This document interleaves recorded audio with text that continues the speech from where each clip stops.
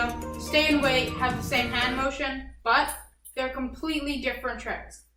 So make sure you're paying attention to the difference between this video and last video. If you're confused on what wait is, go back and watch the video and then teach stay, because stay is teach after wait, okay? Talk after wait. Wow, English is bad. Okay, anyways, let's start teaching with stay. So we're going to have him in the sitting position again. I'm going to drag him over here. Cooper, sit. I'm not treating him for sit because he knows sit. Ashima, you know what I forgot to do, guys? Don't listen to me. I'm awful. Tie up your hair. Always tying up your hair. Try and not have your dog jump on you also, if you can. You want to make sure you stop that behavior. But anyways, back to teaching stay. So, we're going to guide him over here. Sit.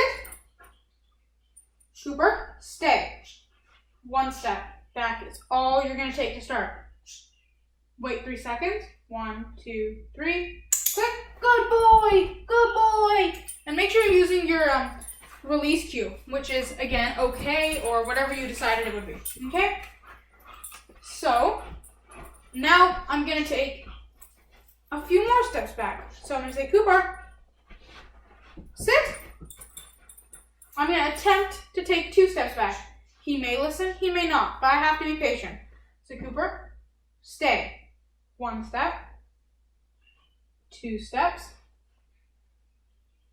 3 steps. 1, 2, 3. Okay! And you see how I'm treating for the okay, not really the stay? And that's going to be very important because you want the experience of being released to be very, very important so that they realize if I'm staying here and I wait until I hear that word, I'm going to get a treat, and that's going to be very important. So, as you saw, I was ambitious and I took 3 steps, but with your dogs, if they're younger, then, well, if they're not as focused on you, or if you feel like if they were struggling with 1 step back, don't go for 3. Do 2, do 1.5. Whatever it needs to be, just don't do as many until you feel your dog is going to be capable to do 3 steps. What you're eventually going to be able to do is put your dog into the sit and the stay, and you're going to be able to leave and go to the garage. When you're able to do that, you know you've mastered the trick.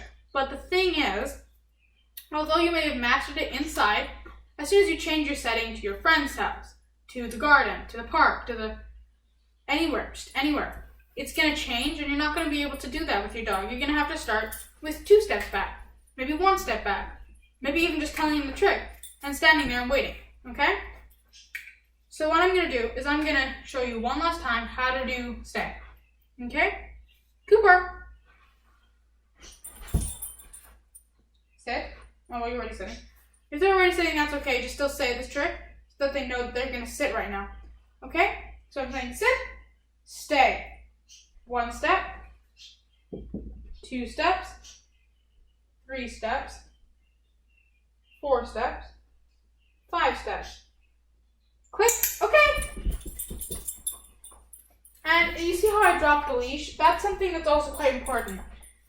When you're teaching with 1 step back, or you're teaching and you're only going like 2 steps back, don't release the leash, because it's important that they know that they are not actually able to run away right now. But once you're able to get 2 steps in, even 3 steps in, you can walk, and while you're walking back, as you saw, I had dropped the leash and he didn't move. That's what you want to be able to do. Eventually, you're not going to need the leash and he'll just stay there. So yeah, that's all for today's video. Thanks, y'all. Peace.